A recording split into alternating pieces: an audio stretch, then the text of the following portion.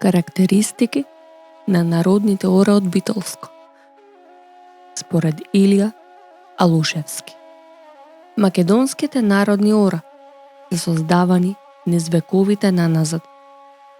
Но сега, ората кои се сретнуваат сведочат на време кога македонецот се борел да биде истраен и да ги отфрли сите лажни наметнувања, кога му се заканувало претопување и отуѓување.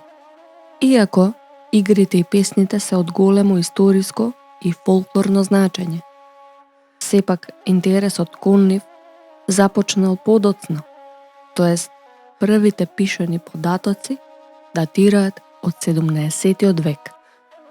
Се играло на секакви прилики, и на радост, и на тага. Најмногу се играло на верски празници, како Божиќ, Водици, Великден, Ѓурѓовден, Голема Богородица, Мала Богородица, Митровден, Свети Никола и слично. Се играло на селски слави, свршувачки, свадби и крштевки. Во поново време се правеле собори на ден недела, но се играло и на настани кои биле од важност за целото место или за повеќе села, како на пример за пуштање на нов пат, за осветлување, завршување на жетва и слично. Играњето започнувало во попладневните часови, но имало и случаи каде се собирале предпладне, а игрите и песните траеле до зајди сонце. Соборот бил најчесто насред село, покрај црква, покрај дрво, на чешма, на ливада, на пат и слично.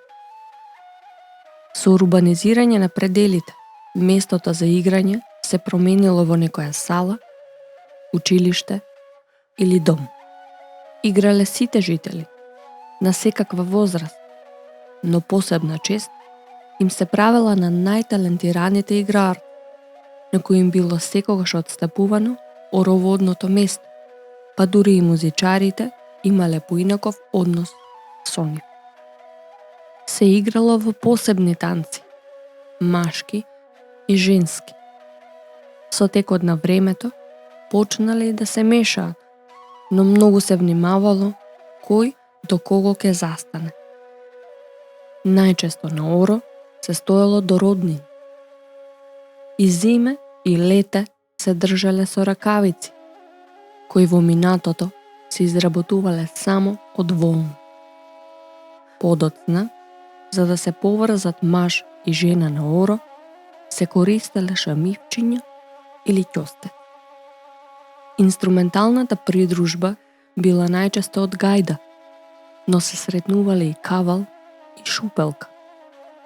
Во музичките состави застапени били и тамбурата, ут, кларинет, зурла, виолина, гитара, тапан, дајре, тарабука и хармоника. Ората од полето се карактеризирале со брзи и ситни чекори, додека пак они од планината со бавни, смирени и грациозни чекори.